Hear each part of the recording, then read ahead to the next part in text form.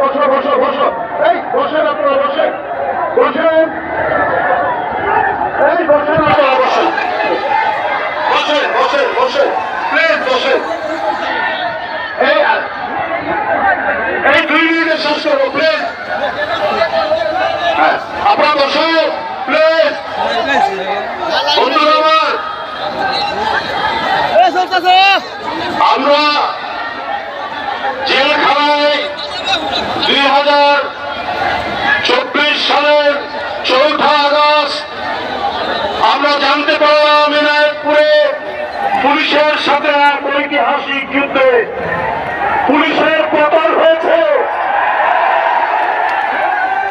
আমার এনায়েতপুরকে মারা হয়েছে 2230 বছর আগে ফরাসি বিপ্লব হয়েছিল।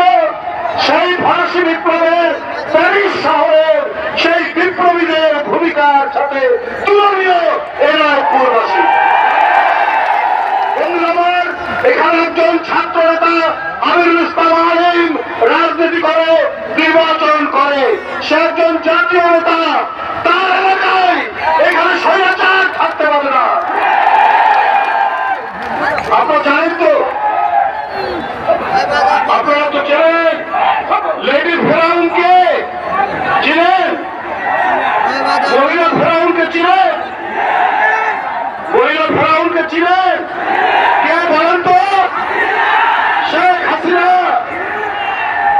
এই 15 বছর ধরে বিএনপির নেতা কর্মীকে গুম করেছে, গণতন্ত্রকামী মানুষকে গুম করেছে। একের পর এক গুমের মধ্যে দিয়ে সেই দেশে এক রক্ত গঙ্গা বইয়ে দিয়েছে। তারপরে শিশু, বাচ্চা, কিশোর, তরুণ, স্কুল কলেজের ছাত্র ছাত্রীদেরকে তাদের রক্ত পান করেছে। বন্ধুরা, সুতরাং যারা করেছে তারা এই এনায়েতপুরের জনগণের একটা বিরাট অবদান আছে। আমি বক্তব্য দীর্ঘায়িত করব না, আমি শুধু আপনাদেরকে একটি কথা জানিয়ে রাখতে চাই। এই আন্দোলনে তরুণ, কিশোর, তরুণদের একটা ভূমিকা আছে, ছাত্রদের ভূমিকা আছে।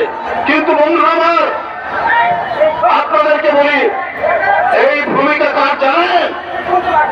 এই ভূমিকা বাংলাদেশ জাতীয়তাবাদী দল বিএনপির ভারপ্রাপ্ত চেয়ারম্যান, একটা বড় ভূমিকা।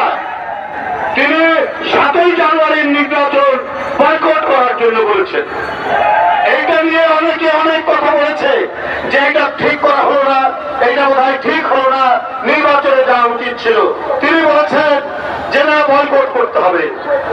গত 15-20 দিন আগে আওয়ামী লীগের নেতারা আপনার ইন্ডিয়ার একটি পত্রিকায় বলেছে যে বিএনপিকে নির্বাচনে না নিয়ে এসে শেখ হাসিনা ভুল করেছে। যদি নিয়ে আসতে পারত তাহলে শেখ হাসিনা আর এই বিদায় নিতে পারত না। তাহলে কে ঠিক? দেশনায়ক তারেক রহমান সঠিক, তার সিদ্ধান্ত সঠিক, এটা আপনারা বিশ্বাস করে? বন্ধুরা আমার, তার এই সিদ্ধান্তের পরিপ্রেক্ষিতে একটি উত্তাল আন্দোলনে শেখ হাসিনার পতন হয়ে আমরা একটু মুক্ত বাতাসে শ্বাস দিতে পারছি। আপনাদের সকলকে ধন্যবাদ। আমি আর বক্তব্য দীর্ঘায়িত করবো না।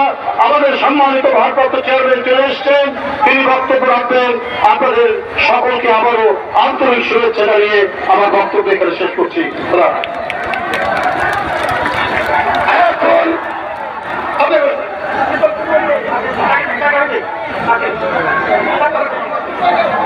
এর পর্যায়ে বক্তব্য রাখবেন উত্তরবঙ্গের কৃতি সন্তান, বিএনপির জাতীয় স্থায়ী কমিটির অন্যতম সদস্য, উত্তরবঙ্গের কৃতি সন্তান জনাব ইকবাল হাসান মাহমুদ টুকু ভাই। জনাব ইকবাল হাসান মাহমুদ টুকু ভাই।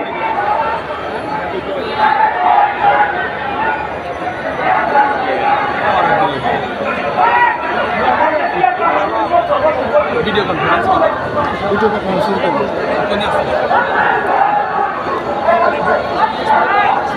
আবার ফাটা